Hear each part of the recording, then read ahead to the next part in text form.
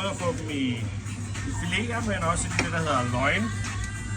Så det ønsker vi at skære begge dele af, når torsken er store nok.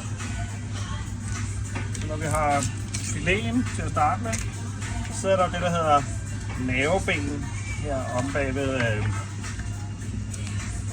Heroppe i det her stykke heroppe, så sidder der lige nogle ben. Så trimmer vi lige det sidste af her. Sådan. Så det er det her, vi kalder en torskefilet.